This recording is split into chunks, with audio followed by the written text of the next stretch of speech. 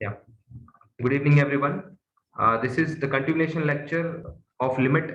So limit x tends to a fx equals to l. इसका मतलब ये है as x approaches to a, है ना?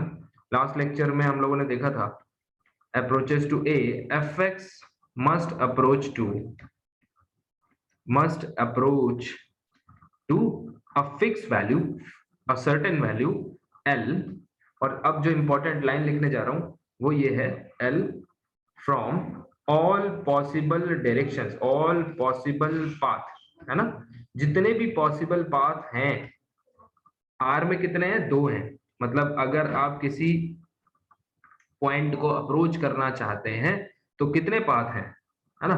केवल लेफ्ट और राइट। इसीलिए हम सिर्फ 2 लिमिट्स की बात करते हैं, आइदर लेफ्ट हैंड लिमिट और राइट हैंड लिमिट। लेकिन अगर हम इसको 2 डायमेंशनल प्लेन बना दें, यानी कॉम्प्लेक्स प्लेन की बात करें, यानी R2 की बात करें, तो फिर यहाँ पे एक पॉइंट को अप्रोच करने के n नंबर ऑफ वेज होते हैं, है ना? इसीलिए कॉम्प्लेक्स एनालिसिस पढ़ते समय या मल्टी वेरिएबल कैलकुलस पढ़ते समय कभी भी इस बात का जिक्र नहीं किया जाता कि लेफ्ट हैंड लिमिट या राइट हैंड लिमिट, इस तरह की कोई भी चीज डिस्कस नहीं की जाती है, क्योंकि वहां पे n नंबर ऑफ वेज हैं, इनफाइनाइट नंबर ऑफ वेज है। यहाँ पे केवल 2 रास्ते हैं, लेफ्ट और राइट, ठीक है? लेफ्ट और राइट, यानी कि किसी फंक्शन के लेफ्ट में और किसी फंक्शन के राइट में क्या हो रहा है एक्चुअली वो डिसाइड करता है कि इसकी लिमिटिंग वैल्यू क्या होगी, ठीक है? अप्रोचेस का मतलब आर्बिट्री क्लोज, इस पे जरूरत से ज्यादा डिटेल में हम लोग डिस्कस कर चुके हैं, तो इसके लिए तो लास्ट लेक्चर ही आप रेफर करो, ठीक है? आगे बढ़ते हैं। अब इस चीज को देखते हुए, है ना, इस चीज को देखते हुए हम लोग एक सीक्वेंशियल डेफिनेशन भी बना सकते हैं which becomes more important at certain places. मतलब जहां पर सीक्वेंशियल क्राइटेरिया ऑफ लिमिट, ठीक है? तो जहां पर हमारा यूजुअल क्राइटेरिया जो एप्सिलॉन डेल्टा क्राइटेरिया है, एप्सिलॉन डेल्टा क्राइटेरिया क्या है कि जब जब इनपुट आपका x के बिल्कुल क्लोज होगा, जिसको हम डेल्टा के नाम से रखेंगे, व्हेनेवर दिस हैपेंस, ठीक है, whenever this happens your output must be arbitrary close to l। वो आर्बिट्री की तरह होना चाहिए, वो आर्बिट्रीनेस हम लोग एप्सिलॉन से दर्शाते हैं, ठीक है? और यहाँ पे आर्बिट्री क्लोजनेस जो है वो डेल्टा से दर्शाते हैं। तो इस कई बार इस डेफिनेशन से प्रूव करना आसान नहीं होता है। फॉर एग्जांपल, अगर मैं आपको एक छोटा सा एग्जांपल दूं, तो जिससे मैंने शुरू किया था, limit x tends to 0 sin 1 by x, अगर मैं आपसे पूछूं व्हाट इज द वैल्यू, मतलब does the limit exist, what is your opinion, तो आप मोस्टली जिन लोगों ने इसको देखा है आप बोलेंगे sir limit does not exist, है ना? Limit does not exist. Now Yes, the sir. idea behind this, most of the time when we were in 12th standard or in BSc, not in BSc, mostly in 12th standard, where this sequential approach was not available, what we used to say to justify this that limit does not exist, हम लोग ऐसे कहते थे कि आप zero के left में हो या राइट में हो, है ना? ये है जीरो, चाहे आप जीरो को लेफ्ट से अप्रोच करें या राइट से अप्रोच करें, 1/x जो है वो कहाँ जाता है? either to plus infinity or to minus infinity और Minus infinity. इसका मतलब ये है कि साइन ऑफ प्लस इंफिनिटी, अब बात किसकी होनी चाहिए? Sine of plus minus infinity, exactly नहीं, लिमिटिंग केस में, टेंडिंग केस में। तो क्योंकि हम इसकी वैल्यू डिसाइड नहीं कर पाते हैं कि ये वैल्यू -1 से +1 के बीच में तो होगी, बट फिक्स कौन सी वैल्यू होगी ये नहीं डिसाइड कर सकते, वो वैल्यू एग्जैक्टली कौन सी है ना? इसलिए हम कहते हैं कि लिमिट डज नॉट एग्जिस्ट। लेकिन क्या ये इसका सही जस्टिफिकेशन है?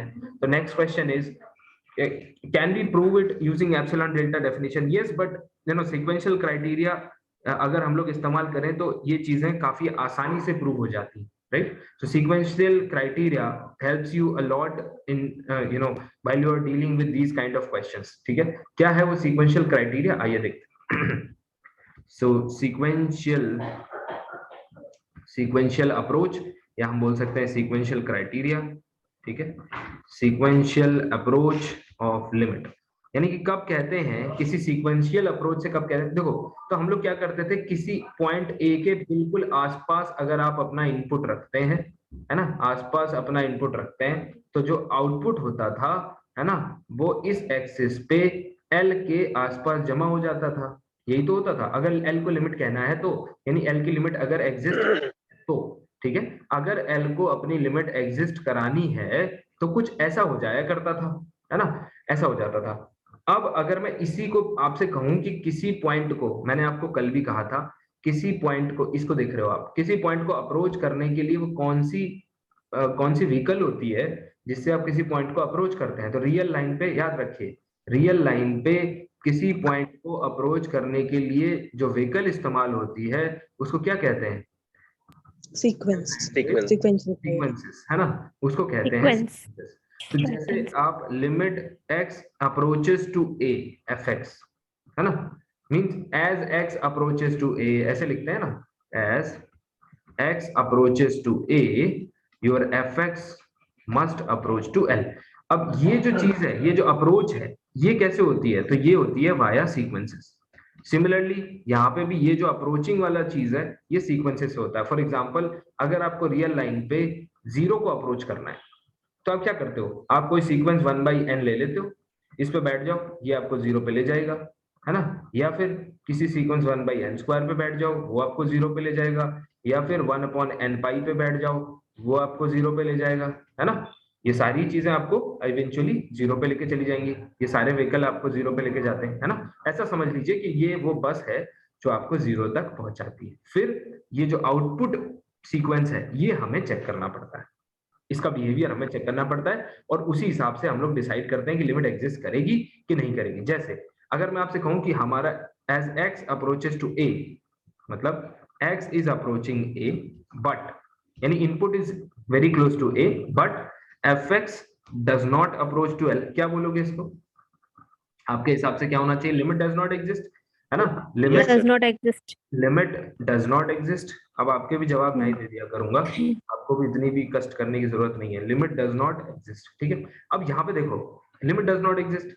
अब लिमिट डज नॉट एग्जिस्ट क्यों करी? क्योंकि जब हमने इनपुट, है ना, और एक और चीज है, अगर एक छोटा सा सवाल और है जो बन सकता है यहाँ से, वो ये है कि अगर मैं आपसे पूछूं, ठीक है, कि x does not approach to a, ठीक है, and x does not approach to a and fx does not approach to l। अब यहाँ पे आपसे पूछूं कि लिमिट एग्जिस्ट करेगी, आप इसको देख के कभी मत कहिए कि लिमिट एग्जिस्ट नहीं कर रही है। क्यों? क्योंकि आपका प्राइमरी कंडीशन जो है वो फेल हो रहा है। ये देखो, ये प्राइमरी कंडीशन है, यानी कि x को पहले a के आसपास ही लेना है, आपने दूर लिया होगा, है ना, तो यहाँ से कैनॉट डिसाइड। इस तरह के क्राइटेरिया से आप कुछ भी डिसाइड नहीं कर सकते, तो ये वियर्ड है ना। यानी ये तो बेसिक कंडीशन है, ये तो नेसेसरी है, ये तो सेटिस्फाई होनी ही चाहिए। अगर ये सेटिस्फाई नहीं हो रहा है then there is a problem, है ना, तब तो फिर दिक्कत है। कांट डिसाइड, ठीक है, यहां से डिसाइड कर लेते हैं लिमिट डज नॉट एग्जिस्ट। इसका मतलब क्या है? इसका मतलब ये है कि जब जब हम लोग ए को, यहाँ ग्राफ से देखिए, चलिए अगले स्लाइड में बना देता हूं, जब जब हम लोग किसी point x equal to a को अप्रोच करें, कि जितने भी पॉसिबल वे हैं, जितने भी पॉसिबल पाथ हैं, ठीक है, उनसे अगर हम लोग a को अप्रोच करें तो जो आउटपुट है वो किसको अप्रोच कर जाना चाहिए? वो l को अप्रोच करना चाहिए, जितने को l को अप्रोच करना चाहिए आउटपुट। और आउटपुट को हम लोग डिसाइड नहीं करते, अगर आप ध्यान से देखेंगे तो आउटपुट अपने आप आना चाहिए। अगर ऐसा होता है ना, ये हम लोग डिसाइड करते हैं, इनपुट जो है वो हम लोग डिसाइड करते हैं, और आउटपुट इंडिपेंडेंट है, ये जो है वो इसके बेस पे आता है। अगर यहाँ कहीं नहीं आ रहा है ना, मतलब x आप चूज करते हैं, x आप यहाँ से ले सकते हैं इधर पास से, अगर आपका fx l के करीब नहीं आ रहा है तो लिमिट एग्जिस्ट नहीं कर रही है, सिंपल सी बात है ना, लिमिट एग्जिस्ट नहीं कर रही है। अगर यहाँ पे दूर है तो बताइए, यस और नो, है ना, लिमिट एग्जिस्ट नहीं कर रही है, यस सर, बैंड में आनी चाहिए। अब सिमिलरली अगर मैं आपसे कहूं कि आपने इनपुट जो है वो हमेशा a के क्लोज लेना है, इसी को अगर मैं सीक्वेंशियली बोलूं तो क्या मैं ऐसे कह सकता हूं कि for every sequence an bn cn, जितने भी सीक्वेंस, इन जनरल जब आप बुक में देखेंगे तो एक सिंपल नोटेशन an दिया जाता है, ठीक है। तो लेटस से मैंने इसको an दे दिया है, एक सीक्वेंस an है, दूसरा ये रहा bn, ये है cn, है ना, dn etcetera. There are n number of sequences, जितने पॉसिबल सीक्वेंस है, यानी कि you have to collect all possible path, all possible sequence for every sequence an, और an होने कहाँ चाहिए, ये आप श्योर करना है कि a पे कन्वर्ज करें, अदरवाइज Yes. कंडीशन ही फेल हो जाएगी, है ना। So you have to ensure, you have to ensure that all an must convert to a, यानी कि आपको इनपुट जो है वो a के आसपास ही रखना है, अदरवाइज फिर तो कोई मतलब ही नहीं हुआ ना, अगर आप इनपुट ही a से दूर लेके जा रहे हैं, दैट डजंट मेक सेंस।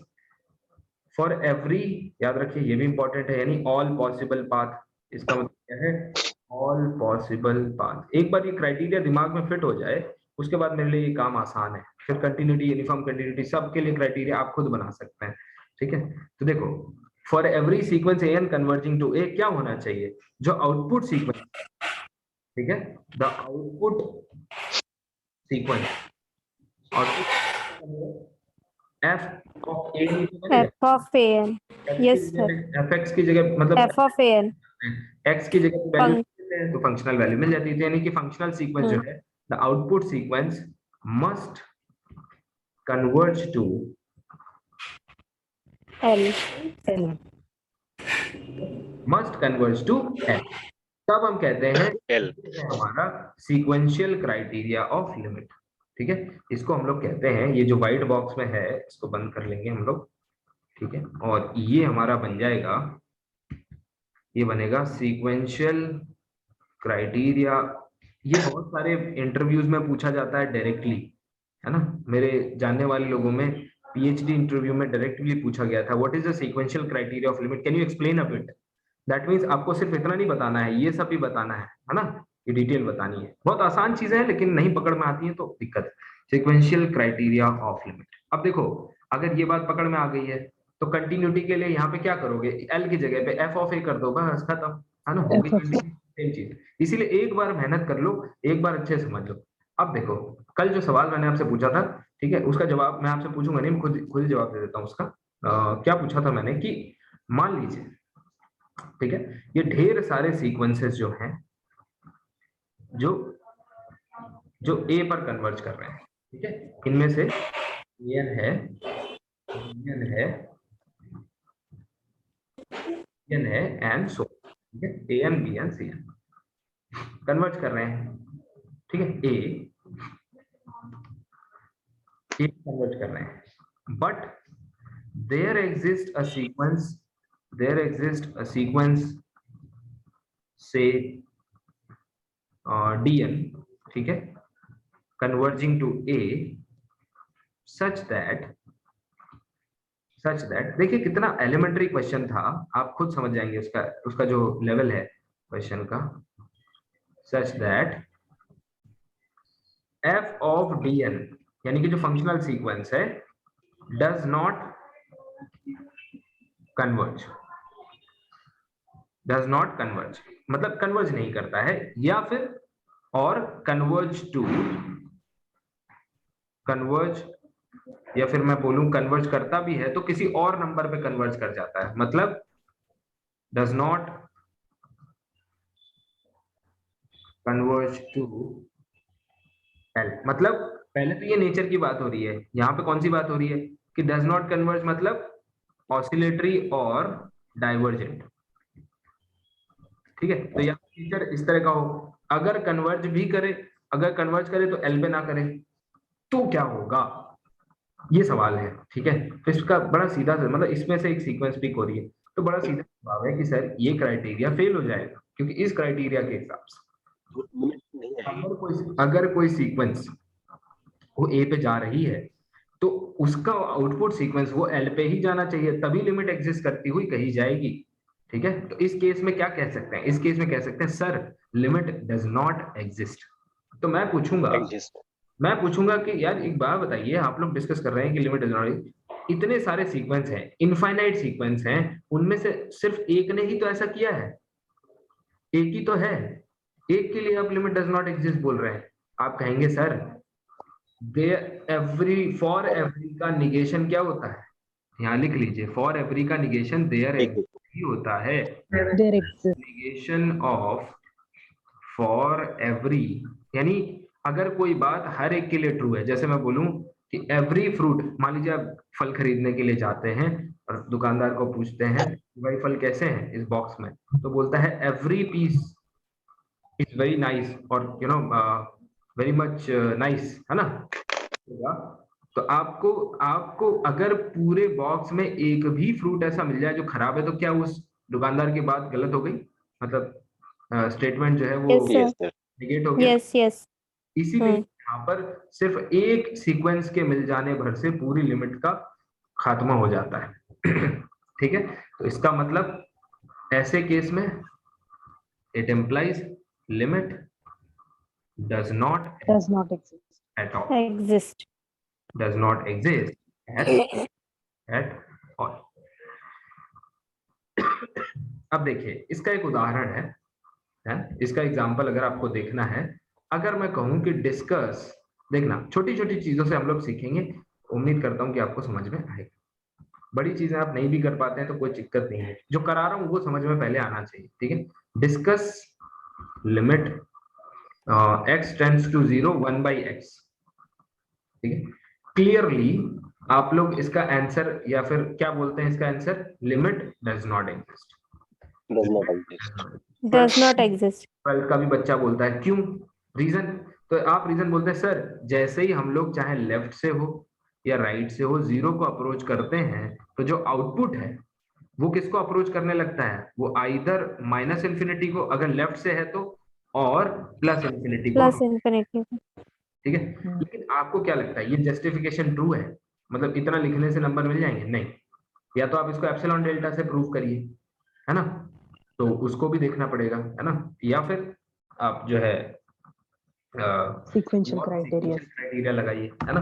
तो सीक्वेंशियल क्राइटेरिया कई बार आपको मदद करेगा, कई बार आपके लिए फेवर करेगा। देखिए कैसे, अगर मैं एक सीक्वेंस एक an ऐसा प्रोड्यूस कर दूं जो 0 पे जाए, बट f ऑफ an जो है वो कन्वर्ज ना करे, या फिर कन्वर्ज करे तो किसी एक लिमिट पर कन्वर्ज ना करे, है ना, डज नॉट कन्वर्ज।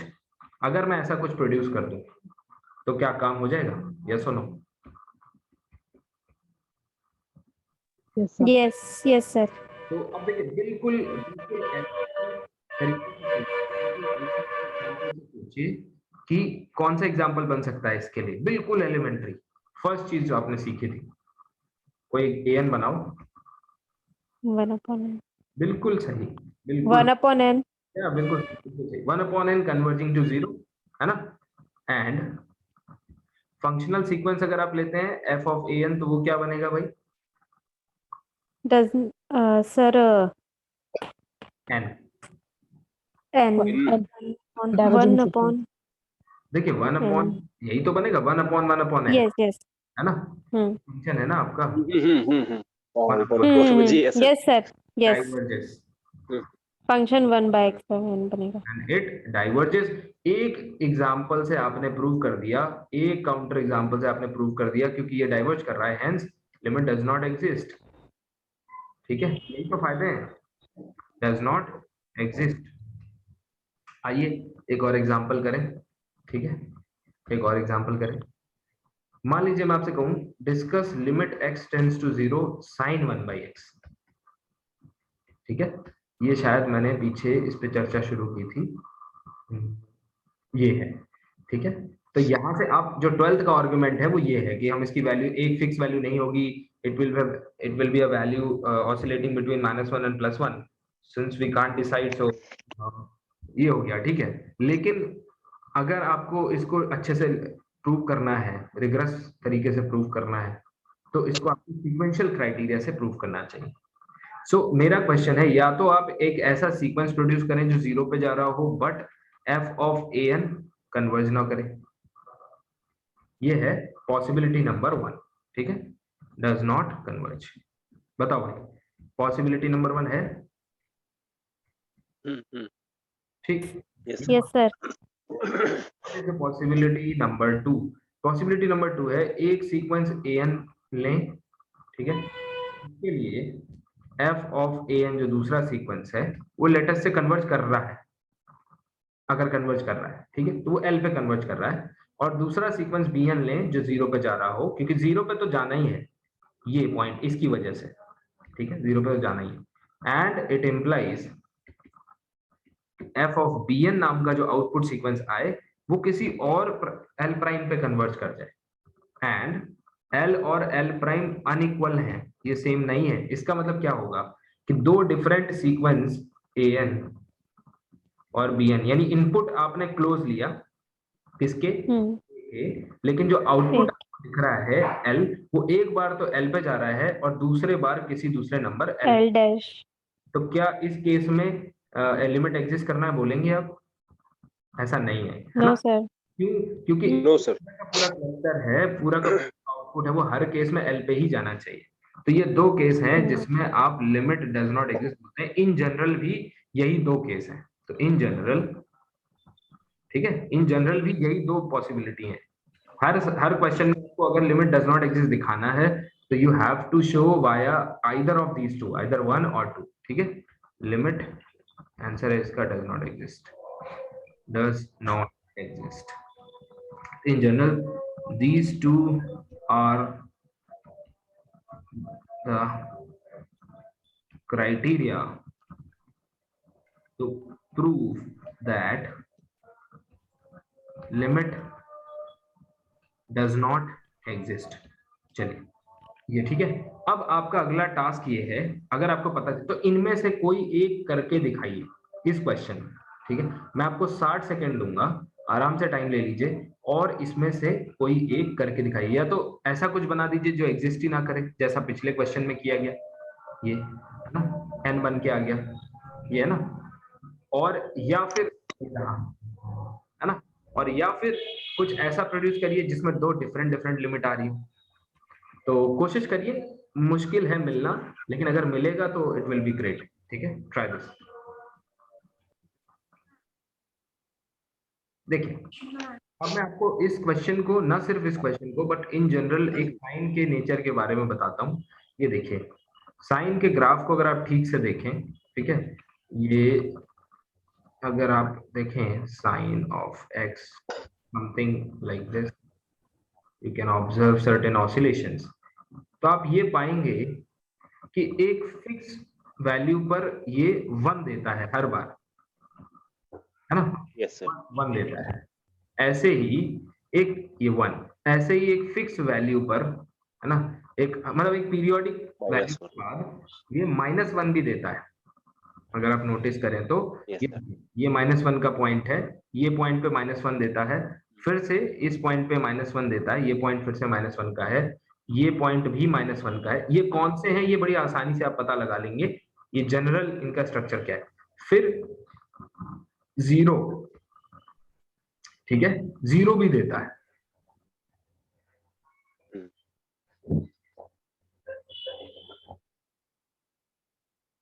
तो अगर आप देखेंगे 0 को, तो ये देखिए 0, तो यहाँ भी 0, यहाँ भी 0, इस पर तो चर्चा पहले भी हो चुकी है 0। तो 0 वाला भी एक सीक्वेंस बनता है, 1 वाला भी बनता है और साइन वाला -1 वाला भी बनता है। यानी साइन x अगर 1 को अप्रोच करता है उसके लिए भी एक सीक्वेंस है, कौन सा है, x इक्वल टू सॉरी 0 को अप्रोच करता है तो इसका सीक्वेंस n पाई। सिमिलरली साइन x अगर 1 को कन्वर्ट करता है तो उसके लिए भी सीक्वेंस है, और साइन x अगर -1 को कन्वर्ट करता है तो उसके लिए भी सीक्वेंस है। और फॉर्चुनेटली जितने भी आप यहाँ सोच सकते हैं उनके सबके लिए सीक्वेंस है, क्योंकि ये देखिए इंटरसेक्टिंग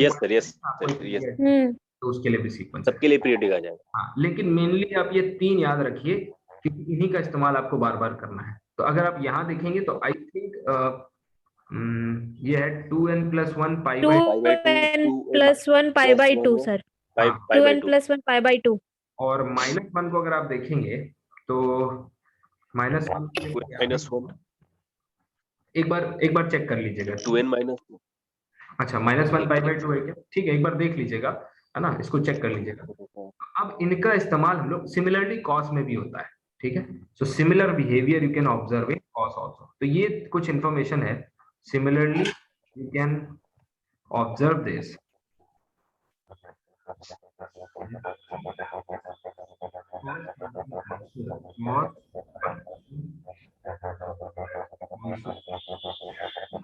एक चीज समझ में आती है, ठीक है, वो चीज क्या है उसको समझ लेते हैं कि ये जो चीजें आपको दिख रही हैं राइट में, आपको नहीं लगता कि ये सीक्वेंस है? Don't you Yes, sir. Sequences? ये एक diverging Yes. Yes, yes. Diverging, Yes, sir. ठीक है। तो अभी तो ये हमारे किसी काम के नहीं है, लेकिन अगर हम वापस अपने क्वेश्चन पे आए, ठीक है, और क्वेश्चन क्या है हमारा, साइन 1/x और लिमिट x टेंड्स टू 0, बस हमारी लॉटरी लग गई। क्यों? ये देखिए denominator 1/x Sir, 1 by n pi. यानी कि अगर हम x इक्वल टू n पाई को 1/x में इमेजिन करें थोड़ी देर के लिए, तो ये 1/n पाई बन जाता है, 1 upon n pi. और ये हमारे काम आसान कर देगा। यानी एक सीक्वेंस अगर हम Yes, sir. 1/n पाई ले लें, तो ये 0 पे भी जाएगा, और इसका जो फंक्शनल सीक्वेंस है यानी कि 1/, Diverge हो जाएगा. वो आ जाएगा साइन x की जगह पे ये an रख दिया जाता है, Sin n pi. that will be Sin n. n pi. This will be a sequence which will be 0, 0, 0 and so on, ठीक है, it will converge to 0. 0. But एक दूसरा सीक्वेंस अगर हम लोग ले लें 1 upon 2n plus 1 pi by 2.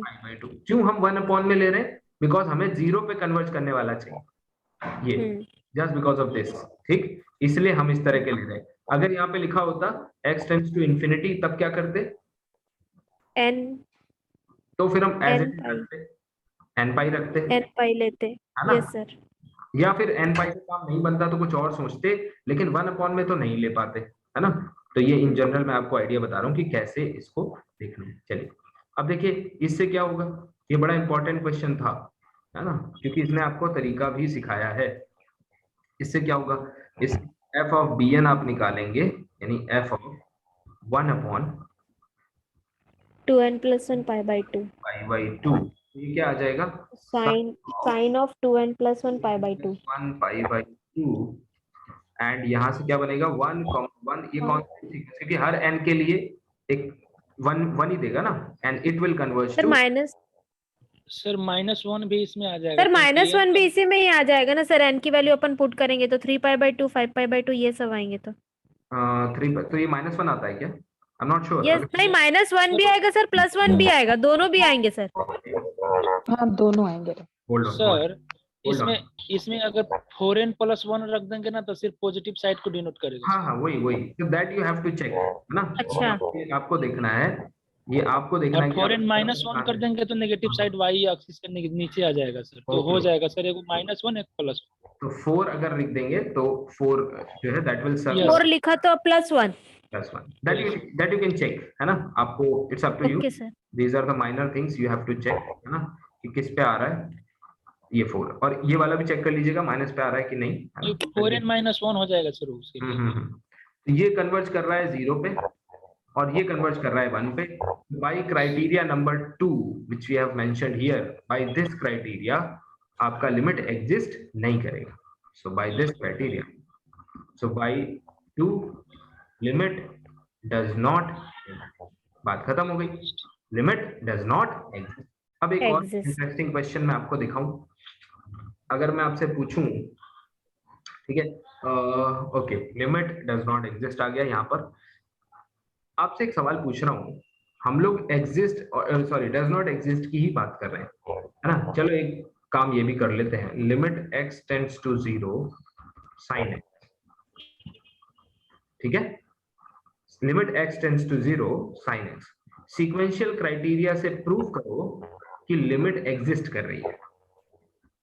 So prove this using sequential criteria. You have 60 seconds to think about it.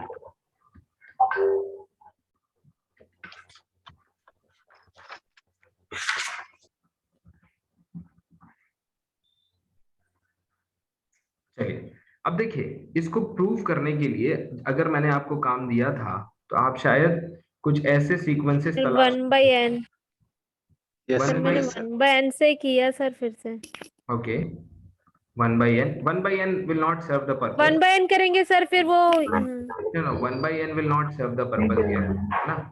देखिए ax an अगर आप कोई भी सीक्वेंस लेते हैं, जैसे लेटर से आपने 1/n पाई ले लिया है, ठीक है, so that will go to zero, sorry that will not go to zero, actually sine n pi आ जाएगा वहां पे, so that will go to zero. Yes, eventually sin 1/n पाई आ जाएगा. तो an अगर आप 1/n ले रहे हैं, चलिए 1/n लिए सर, जीरो तो क्या टेन भी करेगा और साइन एन कन्वर्ज भी होगा सर। sin n बनेगा ही नहीं ना, साइन 1/n बन रहा है sir, sorry sin 1/n, take your time, take your time. So sin 1/n बन रहा है, जिसको हम प्रूव कर चुके हैं, जीरो पे जाता है. कैसे? जीरो, बिकॉज मोनोटोनिकली डिक्रीजिंग है एंड बाउंडेड अब है विद बाउंडेड है। To zero. ठीक है, इसको हम लोग चैप्टर नंबर आई थिंक 3 में इसको डील कर चुके हैं. अब देखिए कोई दूसरा सीक्वेंस ले लो, लेट अस से 1/n पाई. इसमें क्या मिलेगा देखो, f of bn will be sin 1/n पाई, जिसका बिहेवियर ठीक वैसा ही होगा जैसा आपने पहले देखा. तो इन जनरल अगर इस अप्रोच को ध्यान दें तो एक से ज्यादा सीक्वेंसेस को ट्राई करने के बाद भी आपको लिमिट वैल्यू सेम मिल रही है. तो क्या ये पॉसिबिलिटी है कि यही लिमिट हो? कहीं ऐसा तो नहीं यही लिमिट है और हम लोग डिफरेंट डिफरेंट सीक्वेंस बस पुट किए जा रहे हैं, पुट किए जा रहे हैं, समझ रहे हैं? तो आपको पता चलेगा, यही सर। इसमें तो यही है. अब मैं आपसे सवाल पूछता हूँ, इंटरेस्टिंग क्वेश्चन ये पूछता हूँ. अगर मैंने कह दिया है या आपको मतलब मुझे पता है कि इसकी लिमिट एग्जिस्ट करने वाली है और वो जीरो होने वाली है, तो क्या आपकी ये तलाश मतलब Cn, Dn, En इन सब से आपको क्या जीरो ही मिलने वाला है इवेंचुअली? यस सर, तब तो वही यस होगा. सर, यस जीरो ही मिलने वाला है ना? क्या Yes. आपकी ये तलाश कभी खत्म होगी? कैसे प्रूव कर पाएंगे? नहीं सर, कैसे प्रूव कर पाएंगे? क्योंकि 1/n के फॉर्म में तो हमको बहुत सारा मिलेगा. क्या इसका मतलब क्या है कि क्या आप सीक्वेंशियल क्राइटेरिया से कभी लिमिट प्रूव कर सकते हैं? नो। इस केस में तो सर मुश्किल लग रहा है, बहुत लेंदी. इस केस में नहीं, किसी भी केस में देखिए, अगर लिमिट एग्जिस्ट कर रही है ना, अगर लिमिट एग्जिस्ट कर रही है तो ये वैल्यू आपको लगातार मिलती चली जाएगी. आपके Yes, sir. अभी आपका कोई सीक्वेंस ऐसा प्रोड्यूस ही नहीं होगा जिससे डिफरेंट लिमिट मिले, है ना? तो यहाँ पे ये हमें समझ में आया, बड़ी जल्दी समझ में आ गया इस एग्जांपल से, क्या कि सीक्वेंशियल क्राइटेरिया का इस्तेमाल डिस्प्रूव के लिए किया जाता है, प्रूव करने के लिए नहीं. Yes sir. Yes sir, yes sir, बिल्कुल. तो sequential criteria is mainly used to disprove the limit, यानी कि limit does not exist case, है ना? ठीक है, not to prove the limit. अच्छा, तो अगर प्रूव करना हो तो क्या करोगे? फर्स्ट केस वाला सर. नहीं, definitions. So in order to prove, epsilon delta definition use करनी पड़ेगी आपको. In order to prove you need to use epsilon delta definition. ठीक है, ये क्वेश्चन है, इसको ध्यान रखिए, ऐसा ना हो यही तलाश करते रह जाएं और लिमिट एग्जिस्ट कर रही हो, है ना, बाद में पता चले ऐसा कि लिमिट आपकी एग्जिस्ट कर रही है. चलिए अब देखिए, अब आज के दिन का सबसे महत्वपूर्ण क्वेश्चन हम लोग करेंगे, विच इज हाईली यूजफुल, है ना, in every sense, very very important. एक क्वेश्चन अगर हम लोग कर लेंगे तो सारे क्वेश्चन हो जाएंगे. उससे पहले मुझे कुछ जानना है. अगर मैं आपसे कहूं, ठीक है, उससे पहले मुझे एक स्टेटमेंट लिखना है कि for any given real number alpha, ठीक है, there exists a sequence in rationals which converges to alpha. ये स्टेटमेंट मतलब कोई भी अल्फा, इसके कहने का मतलब क्या है, कोई भी अल्फा पुट कर दूं, रियल नंबर का अल्फा चूज करूं, ठीक है, अल्फा, उसके लिए कोई ना कोई सीक्वेंस एक पूरी रैशनल्स से भरी हुई, यानी कि लेट से उसको Rn से डिनोट करते हैं, है ना, रैशनल से भरी हुई सीक्वेंस ऐसी एग्जिस्ट एक मिनट था, जो किस पे कन्वर्ज करेगी? अल्फा पे। अल्फा पे कन्वर्ज करेगी। अल्फा पे। क्या ये स्टेटमेंट आपको डाइजेस्ट हो रहा है या इसके पीछे कोई लॉजिक है, या फिर ये स्टेटमेंट आपको वियर्ड लग रहा है? You have 60 seconds to think about it, just think over it. चलिए, यहाँ पे दो चीजें इस्तेमाल करेंगे। पहली चीज ये कि हर रियल नंबर रैशनल का लिमिट पॉइंट होता है, क्योंकि हर रियल नंबर रैशनल्स का लिमिट पॉइंट होता है, तो रैशनल सेट मतलब सेट ऑफ रैशनल यानी क्यू से एक सीक्वेंस निकलेगी जो अल्फा को कन्वर्ज करेगी। यस और नो? यस और no? Yes sir, yes sir. क्योंकि वो सीक्वेंस क्यू Yes, से sir. निकल रही है, तो क्या वो पूरी की पूरी रैशनल की सीक्वेंस नहीं हो गई? क्या उसमें कोई इरेशनल थोड़ी आ जाएगा? No sir. तो उसको आसानी से close कर सकते हैं हम लोग आसानी से। सिमिलरली, अगर अल्फा किसी इरेशनल किसी सेट एस प्राइम का लिमिट पॉइंट है, यानी इरेशनल्स का लिमिट पॉइंट है, तो इरेशनल्स के अंदर एक सीक्वेंस होगी जो अल्फा को कन्वर्ज कर रही होगी। इरेशनल के अंदर सीक्वेंस होने का मतलब है कि प्योरली इरेशनल्स की एक सीक्वेंस मिलेगी जो अल्फा को कन्वर्ज करेगी। ये इन जनरल ट्रू होगा किसी भी अल्फा के लिए, है ना? यानी कि अगर मैं इसको और अच्छे से पिक्चराइज करूं, तो अगर कोई अल्फा आपने यहां ले लिया, है ना, for any given alpha belonging to R, there exists a sequence Rn belonging to Q and a sequence IRn यानी irrationals belonging to Q complement such that both converging to यानी Rn and IRn both converges to alpha। बताइए, ठीक लग रहा है? बहुत बहुत micro था सर। है ना? अच्छा है ना? इसमें आपको काफी चीजें सीखने को भी मिल गई कि वो जो देखिए, इसमें सबसे बढ़िया चीज सीखने को ये मिली कि ये लिमिट पॉइंट, मतलब जैसे हम लोग अल्फा को एस का लिमिट पॉइंट बोल रहे हैं, तो जब पॉइंट सेट टोपोलॉजी की बात करते हैं कि हर नेबरहुड में किसके पॉइंट होने चाहिए, इसका भी जवाब मिल गया। किसके पॉइंट होने चाहिए? एस के पॉइंट होने चाहिए, एस के पॉइंट होने चाहिए। जब हमने लिमिट पॉइंट वाले अप्रोच को देखा, तो हमने ये देख लिया कि सीक्वेंस कहां से आनी चाहिए, तो सीक्वेंस जो है वो एस के अंदर से आनी चाहिए। वहां से हमने कह दिया हाँ भाई, फिर तो बड़ा आसान है ये कहना कि क्यू के अंदर से भी एक सीक्वेंस आ जाएगी और क्यू कॉम्प्लीमेंट के अंदर से भी आ जाएगी। देखो, अगर क्यू और क्यू कॉम्प्लीमेंट से रिजल्ट को याद रखोगे तो जनरल किसी भी एस के लिए बना सकते हो, ठीक है? दिक्कत वहां नहीं आएगी, है ना? तो ये देखिए, यहाँ पे थोड़ा सा मैं पिक्चराइज कर रहा हूँ, ये देखिए, वो फुली ये पिक्चर आपको ठीक लगेगा और आपको समझ में भी आएगा, ठीक है? इस कॉन्सेप्ट का इस्तेमाल करते हुए एक बहुत जबरदस्त क्वेश्चन सॉल्व करने की कोशिश करेंगे, है ना? देखिए, अब इस क्वेश्चन की वैल्यू कितनी रह जाएगी ये आप ही मुझे बताइए। तो डिस्कस द लिमिट ऑफ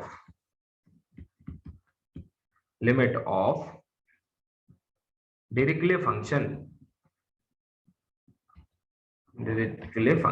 आप बोलेंगे डिरिचले फंक्शन है क्या? डिरिचलेट बोलते हैं, डिरिचले बोलते हैं बहुत सारे लोग, आप लोग डिरिचले बोले। डिरिचले फंक्शन क्या है? ये ब्रांच में फंक्शन डिवाइड है, ये वैल्यू +1 देता है अगर आपने इनपुट रैशनल्स का रखा हुआ है, और -1 देता है अगर इनपुट आपने तो सबसे पहला सवाल तो ये है कि can you plot the graph of this function? बताइए, can you plot it? Yes sir. No, you can not plot it. नहीं सर। इसको ये सॉरी ये साइनम फंक्शन जैसा हमको तुरंत ही बदला दिया। Signum is different. देखिए, सिग्नम फंक्शन क्या है कि वो +1 देता है पॉजिटिव पे, है ना?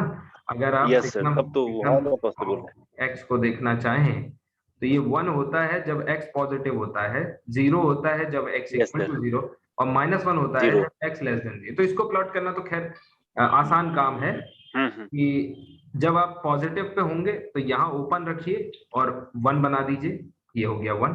यहाँ ओपन क्यों तो सर रियल लाइन को डिवाइड कर देता है। बिल्कुल बिल्कुल, वेरी गुड, ये आपने सही दिमाग लगाया। इस सिग्नम फंक्शन इसको डिवाइड ही नहीं करेगा, रियल लाइन को स्प्लिट करने के लिए किया जाता है ना? ये जो है यहाँ पे ओपन रहेगा और ये -1, और बीच में जो है ये यहाँ पे क्लोज रहेगा, और ये पॉइंट हो जाएगा 0। तो ये है सिग्नम फंक्शन का ग्राफ, जो कि बड़ी आसानी से दिख जाता है कि 0 के लेफ्ट में नेचर क्या है -1, राइट में नेचर क्या है +1। तो लेफ्ट हैंड लिमिट आपको सॉल्व तक नहीं करना है। लेफ्ट हैंड लिमिट हो गई -1, राइट हैंड लिमिट हो गई राइट हैंड लिमिट हो गई +1। तो है ना, किस पे 0 पे बात हो रही है, एट x = 0। हाँ चल ठीक, तो बस क्लियरली यहाँ पे limit does not exist at x = 0। उस दिन सर इस क्राइटेरिया से ये भी हो सकता है सर, किसी भी रियल नंबर पर sir infinite number of rational sequence और इरेशनल सीक्वेंस एग्जिस्ट करेगा, जो किसी न किसी बिंदु पर सर मतलब कि कन्वर्ज करेगा सर। वही बिल्कुल। अब देखिए यहाँ जो आप देख रहे हैं, इसीलिए मैं पीछे ले आया हूँ। अगर आप इतना समझ पा रहे हैं तो ये भी समझ पा रहे होंगे कि यहाँ पे मैंने कहा कि कम से कम एक एग्जिस्ट करेगी और हेंस इनफाइनाइट एग्जिस्ट करेगी। यस सर, आप जानते हैं रियल नंबर की डेंसनेस, है ना। हाँ, तो इनफाइनाइट एग्जिस्ट नहीं है, उसको कोई इसमें दिक्कत तो रेशनल में काउंटेबल नंबर ऑफ सीक्वेंस और इरेशनल में अनकाउंटेबल नंबर ऑफ सीक्वेंस हो जाएगा सर। बिल्कुल बिल्कुल बिल्कुल कह सकते हैं कि नहीं सर? इनफाइनाइट सीक्वेंसेस आपको दोनों केसेस में मिल जाएंगे। लेकिन क्या होता है, हमारा काम एक सीक्वेंस से चल जाता है ना। मैं आपको दिखाऊंगा। अब देखिए इस क्वेश्चन को ध्यान से देखिए। तो पहला सवाल ये है, can you plot it? Answer is clearly no, not possible. क्योंकि अगर आप इसको थोड़ी देर के लिए प्लॉट करने जाएंगे, है ना, प्लॉट करने भी जाएंगे, तो अगर आप इसको रैशनल, मान लीजिए कोई रैशनल आपने लिया 1, तो इस पे वैल्यू आ गई 1। अगला पॉइंट रैशनल होगा कि इरैशनल होगा आपको पता ही नहीं। समझ पा रहे हैं? ये दिक्कत है इसको प्लॉट, है ना। तो इसको प्लॉट तो नहीं कर सकते हैं। इसका मतलब ग्राफ से ऐसे नहीं दिखेगा कि लेफ्ट में नेचर कुछ और है, राइट में कुछ और है, तो लिमिट डज नॉट एग्जिस्ट हो गई, है ना। तो कैसे पता करेंगे? Sequential criteria. अब इसमें बहुत जबरदस्त तरीके से सीक्वेंशियल क्राइटेरिया लगाया जाता है ना। समझिए जरा। मान लीजिए किसी पॉइंट पर आपको चेक करना है, ठीक है। तो पहले वो आपको क्वेश्चन देगा, है ना, कि आपको किस पॉइंट पर डिरिक्ले फंक्शन का क्राइटेरिया चेक करना है, ठीक है। मान लिया हमने कि उसने आपसे कहा check at all rational points, और सेकंड आपसे पूछ दिया चेक एट ऑल इररेशनल्स। ठीक, इररेशनल। तो एक एक करके हम लोग डील करेंगे, 2 मिनट में हो जाएगा, इसमें कुछ नहीं, ठीक है। पहले हम सबसे पहला वाला काम करेंगे। मान लिया किस पे चेक करना है? अल्फा। अल्फा जो है वो एक रैशनल नंबर है, ठीक है। अल्फा जो है वो एक रैशनल नंबर है। मैं कह रहा हूं रैशनल हो और चाहे इररेशनल हो, रियल नंबर तो है, ठीक है। चलिए इसका ये जो केस है ना, इसको स्प्लिट करने की भी जरूरत नहीं है। अभी देखिए, मान लीजिए वो आपसे कहता है कि check at randomly given alpha, ठीक है। Check at random x = alpha belonging to r, ठीक है। हम किसी पॉइंट अल्फा पे इसकी लिमिटिंग बिहेवियर चेक करना चाहते हैं। अब देखिए x = अल्फा दिया हुआ, यानी कि अगर हम दो सीक्वेंस an और bn ऐसे प्रोड्यूस कर दें जो कन्वर्ज तो अल्फा पे कर रहे हो, बट f ऑफ an जो है वो कहीं और कन्वर्ज करे l पे, और f ऑफ bn जो है वो l प्राइम पे कन्वर्ज करे, तो हमारा काम हो जाएगा। Yes sir. ठीक है। अब देखिए पिछली थ्योरी पे क्योंकि हमने मेहनत कर ली है, इस पे आपको हार्डली 2 मिनट लगेंगे। देखिए अगर मैं आपसे कहूं कि क्योंकि ये अल्फा रैंडम है, तो यहाँ पे एक Rn और एक IRN एग्जिस्ट करता है, IN, ठीक। Definitely sir. An क्या ले लिया आपने? An ले लिया Rn, और Bn क्या ले लिया? Bn ले लिया IRN, ठीक है। देखना इसका मतलब, इसका ब्यूटी है। तो अब देखेंगे आप कि दोनों ही केस में दोनों कहाँ अप्रोच कर रहे हैं? अल्फा, ठीक है, यानी Rn। तो यानी कि बेसिक जो क्राइटेरिया है वो आपका सेटिस्फाई हो रहा है कि दोनों पहले तो ए पे होने चाहिए, यानी इनपुट आपका ए के ही क्लोज होना चाहिए। इनपुट आपका ए के क्लोज होना चाहिए। जो आउटपुट है f ऑफ Rn, अगर आप इसको थोड़ी देर के लिए देखें तो देखो Rn को अगर आप डिकोड करें तो Rn में क्या होंगे? वैल्यूज R1, R2, R3, यही तो होंगे, सारे रैशनली तो होंगे, Yes, sir. Yes. और रैशनल, तो इसका मतलब इसका सीक्वेंस कैसा बनेगा? f at r1, f at r2 and so on, f at r3 and so on. अब आप देखेंगे r1 क्योंकि रैशनल नंबर है और रैशनल नंबर पे इसकी वैल्यू क्या है? 1 तो क्या ये सीक्वेंस One. 1 नहीं हो गया? 1 1 Yes, sir. तो ये 1 1 1. It will converge to 1. ठीक है, थियोरेटिकली प्रूफ हो गया सर। हाँ. अब अगर आप f of i rn ले लेते हैं IR तो ये क्या आएगा? f i r1, IR1 f i r2 IR2 and so on. ठीक है, कपाल है। हाँ. तो इसका मतलब क्या हुआ? ये कितना आएगा? -1, क्योंकि हर -1. की वैल्यू है -1. सो -1 सो ऑन. वैल्यू क्या आ गई? -1 -1. क्या ये दोनों वैल्यू सेम है? लेकिन ये आनी सेम No, चाहिए, sir. No. है ना? क्योंकि ये वैल्यू सेम नहीं है इसलिए लिमिट डज नॉट एग्जिस्ट. और देखो, क्योंकि आपने ये अल्फा, ये जो अल्फा है ये आर्बिट्री चूज किया है, इसलिए इसका मतलब यानी कोई भी पॉइंट आप चूज कर ले सब में यही होने वाला है, यही हरकत होने वाली है. इसका मतलब limit does not exist at any real number. कोई भी रियल नंबर ले लीजिए, लिमिट आपकी एग्जिस्ट नहीं करेगी. ठीक है भाई, क्लियर है?